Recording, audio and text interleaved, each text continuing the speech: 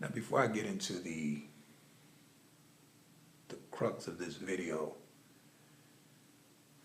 let me make the announcement pertaining to my latest installment in my Rabbit Hole series. I believe we're up to part 11. And as I said in my other video, I'm going to take this series to the end of the year. By then, I will have exhausted everything that I want to say in this classic series. But you know the process. It should be second nature to you by now. If you want to see part 11, send me an email. I'll send you the link. Now, in this video, I want to deal with this picture that in my mind is child abuse. And I'm going to explain to you why I view this as child abuse. And I'm going to tie this into the Negro Inquisition and, of course, Pavlov's dog. And I've said this in many of my videos pertaining to the Negroes and their groupthink mentality. And you have many in the black community who believe that if you're black, on black issues, you have to think a certain way. If you don't think the way that the majority of black people think, then immediately you're going to be criticized and they're going to attempt to strip you of your blackness. This is all the process that takes place with groupthink, which is extremely dangerous when you think about it, because why in the world would you want an entire race of people to think alike? But this is the insanity in the Afro-American Negro. He becomes butthurt whenever he finds someone who does not think like him. And I've asked these Negroes this in a million of my videos, that if you're going to target someone and call them an Uncle Tom or a black buffoon or a coon because you disagree with their opinion. Now keep in mind, the way that this Negro disagrees with this person's opinion is by sharing their opinion. So now the legitimate question again has to be asked, who is it that died and left you in charge to where your opinion is the measuring stick for blackness? Because at the end of the day, they have their opinion, you have yours. Negro cannot answer this because it is the unanswerable question. But yet and still, the Negro, he will become butthurt. His panties will be put in a bunch if you find anyone who does not think along the same lines as himself. There is no room for diversity of thought with this Afro-American Negro. This is the reason why you find them indoctrinating their children with this buffoonery, hands up, don't shoot. A narrative that has been completely debunked. And we're all familiar with the story. We know how it went down. We know who initially started this lie that Michael Brown had his hands in the air and he was surrendering, and Darren Wilson executed him anyway. When the autopsy was done on Michael Brown, they came back and they said, you know what? Based upon science and forensics, ballistics, there is no way that he had his hands up surrendering. Immediately, the Negroes started crying conspiracy. So the family went out and had an independent autopsy performed. And the findings from that independent autopsy came back and said the same thing. Based upon the science, the ballistics, the direction the bullets that hit struck Michael Brown, he couldn't have had his hands in the air surrendering. But the Negro has to believe this. And the reason why the Negro has to believe this is because this is all a part of the doctrine of victimization. He has to believe that someone is trying to harm him. He has to believe that there is a white man behind the tree with a remote control who's attempting to manipulate and abuse him. He has to believe this. Because if anything comes out of this other than the fact that he is a victim, he's not going to accept it. This is the reason why he doesn't accept the state's autopsy and he doesn't accept the independent autopsy. He's just not going to buy into either one of them. This is the reason why this child sits in this picture with his hands up and having this painted on him. They're not going to believe it. And when you find individuals who would sit back and try to tell these Negroes, listen, man, based upon the evidence, Michael Brown wasn't surrendering. He wasn't executed. This narrative of hands up, don't shoot is a false narrative. When you present that position to this Negro, immediately he's going to deem you as a heretic. He's going to say you're preaching and you're teaching heresy. It's no different than what took place with Catholicism in the Middle Ages during the Spanish Inquisition, where you had individuals who were deemed as heretics based upon the things that they taught, the books that they wrote, the lectures that they gave. Catholicism deemed them as heretics in what they wrote and taught and lectured about as heresy. And once you were brought up on charges of heresy, you were brought before a tribunal and you were tried just like in a court. And if they found you guilty, all manners of inhumane acts was performed on that individual to get them to recant what it is that they taught, what it is that they lectured about, or what it is that they wrote. The heresy, or what was considered to be heresy, they had to recant it, or oftentimes they would lose their life. This is what took place during the Inquisition. And I told y'all you have a Negro Inquisition. You have a Negro Inquisition that is every bit as inhumane. Whenever these Negroes find somebody who does not toe the party line, whenever they find somebody who thinks for themselves and develops their own opinion, immediately they're going to criticize this person and charge this person with racial heresy. How dare you say that Michael Brown didn't have his hands up and surrendering? Well, that's heresy. You're a heretic. And once you are condemned of heresy, they're going to bring you before the Negro Tribunal, and they're going to try you. And once you're found guilty, they're going to try to strip you of your blackness. They're going to say you ain't black. They're going to call you an Uncle Tom. They're going to call you a sellout. They're going to call you a black buffoon. They're going to call you a coon. Whenever you have individuals who does not sip the purple cyanide lace Kool-Aid that is served by this white liberal, immediately these bojangling, buck dancing Negroes of the Negro Inquisition are going to bring you up on charges of racial heresy. They're going to charge you as a heretic, a racial heretic, and they're going to seek to ostracize you and to strip you of your blackness. This is the reason why this child sits in this picture. Even though science, even though ballistics, even though just basic common sense tells you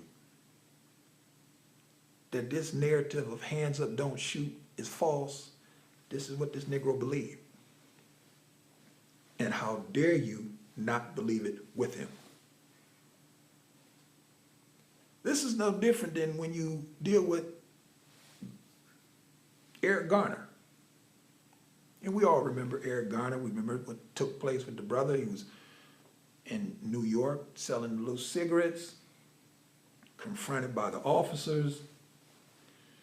Eventually, they try to arrest him. They put him in a chokehold. And we're familiar with the story. He says he can't breathe. Eventually, he dies. And all of the Negroes, they immediately talked about not the black cop, but they immediately talked about the white cop. They criticized that white cop for choking Eric Garner. How dare you choke that man? You choked the man to death. You killed him. You murdered him. Now, when you find people who would come back and say, well, wait a minute, man, they told Eric Garner that he was under arrest. When they told him that he was under arrest, why didn't he just comply to their demands? He would be still alive today. When you say that, that's heresy. And the reason why that's heresy is because it doesn't toe the party line. So when you say something like, even though that's a legitimate question, once they tell you that you're under arrest, they went to go put him in handcuffs and he smacked their hands off of him and told them, get your hands off of me. That's what he said. Now, once he done that, did he actually think that they were going to just walk away and say, okay, we're sorry, Mr. Garner, we will leave you alone? Did he actually think that was going to happen? Now, when you present that kind of analysis to this Negro, immediately they're going to charge you of racial heresy. They're going to call you a heretic. They're going to bring you up on charges before the Negro tribunal, and they're going to have you charged with being a heretic. And upon being charged as being a heretic, they're going to seek to strip you of your blackness. Now keep in mind, it matters not what you've done for black people. It matters not what you do for black people. If you don't toe the party line, they're going to strip you of your blackness and they're going to tell you, you ain't black. You're Uncle Tom. You're a sellout. This is what happens during the Negro Inquisition. It's designed to foster or to present a certain mindset that the Negro believes that he is a victim. And if you try to strip him of victimization, he's not going to buy it. That's the reason why when you look at this image of Eric Garner, the one person that's really, it's interesting that she's missing from this equation of this picture. Well, actually, this was a poster. But it's interesting that the female, the black female, who happened to have been the highest ranking officer on the scene, she's missing from this poster. She was the supervisor of the cop who's choking Eric Garner. So not only is she the highest ranking officer on the scene, but she's a supervisor of the guy administering the chokehold. But for some odd reason, she's not included in this poster. And not only is she not included in this poster, but she's not even mentioned by the Negroes. Negroes don't even mention her. When they talk about Eric Garner, they talk about racist cops. But they don't mention the fact that that black female, the highest ranking officer on the scene, was standing not even 10 feet away from this. And if we didn't have video images, we wouldn't even known it. But all you have to do is you go back and look at the video. Go back and look at the video stills. She's standing right there. The supervisor of the cop who's choking Eric Garner is a black female, but you'll notice that your pro-black, back to Africa, red, black, and green Negroes never mention her. Why? Don't fit the narrative. Can't screen victimization. Can't talk about the ongoing legacy of slavery. And when you present these facts to these Negroes, the first thing that they're going to do is they're going to bring you up on charges of being a heretic, and they're going to charge you with heresy. And you're going to have to go before the Negro tribunal during the Negro Inquisition. This is the mindset that the Negro fosters in his community. This is the reason why it's so backwards. This Negro is no different than Pavlov's dog. And if you're familiar with anybody who's taken introduction to psychology, you know about Pavlov's experiment with the tuning fork and the dog. He struck the tuning fork. When the dog heard the tuning fork, he would give the dog some meat. Every time he struck the tuning fork, he would give the dog some meat. Then he would strike the tuning fork, but he wouldn't give the dog meat. But the dog, in anticipation of receiving the meat, he would still, his saliva glands would still salivate, him thinking, I'm about to get some meat. He classically conditioned that dog for a response. And it's no different than you Negroes. You Bojangling, buck dancing Afro-American Negroes have been classically conditioned by this white liberal to see a racist behind every tree. No matter what the racial incident is, the white liberal has classically conditioned you Negroes to see it as racist. And to make sure that nobody breaks out of this mindset and thinks for themselves, the white liberal have employed the Negro Inquisition. So when you have people who think for themselves, they're brought up on charges of being a heretic. And the Negro will just tell other black people, don't listen to him because he hates black people. He doesn't want to be black. This is what the Negro says. This is to foster you Negroes to maintain this groupthink mentality. I told you Negroes, I've studied y'all for over 20 years. Y'all cannot fool me. I know you Negroes. I know you Negroes don't like it. I know you Negroes get offended by it. But you can't deconstruct this, man. You Negroes have been classically conditioned just like Pavlov's dog. The white liberal have given you trinkets to satisfy you every time there's a racial incident that takes place. Immediately you're going to go and call it racism, the ongoing legacy of slavery, institutionalized racism, the white man behind the tree. And whenever you have a black person who just thinks for themselves and can honestly look at this and say, you know what, I don't really think that's racist. Immediately when a person who's black overhears that, they're going to charge you with heresy. If you wrote a book and said in the book, they're going to say you're teaching heresy, you're a heretic, and they're going to bring you before the Negro tribunal, and they're going to convict you of heresy, and they're going to try to strip you of your blackness. This is the reason why these Negroes, anybody who does not toe the party line, the first thing that they will say about them, they're not black. Clarence Thomas, he ain't black. Dr. Ben Carson, he ain't black. You know, anybody who they hear who don't toe the party line, who's not buying into the victimization, he ain't black. They'll sell out. Now, it's interesting that in 2008, Barack Obama was black. But now you ask the average Negro now, after 6 years of his failed administration, the worst president in the history of the nation, now all of a sudden he ain't black. But I could have basically told y'all that, but that's a subject for another video. But this is what the Negro does. This is a part of the Negro Inquisition.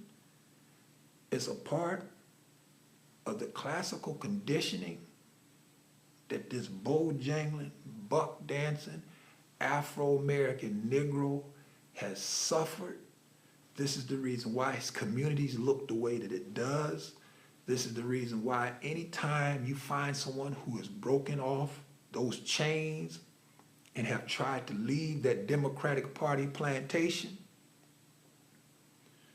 the first thing that these Negroes are going to do is they're going to castigate them and criticize them as not being black. Because once you're not black, then you shouldn't be listened to. Now, here's the interesting thing about this.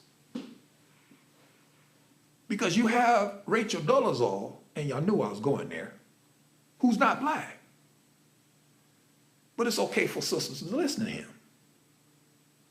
But now, if you're not black and you're espousing a political ideology, we shouldn't listen to you because you're not black. Do you see how the Negro wants it on both ends? Do you see the overt hypocrisy of this shine? I mean, can you literally connect these dots and see how insane this Negro is in 2015? I told y'all, this is the year that I told you so.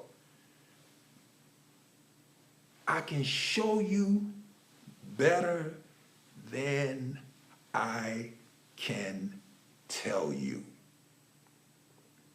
And what I've done is just put it right in your face. At the end of the day,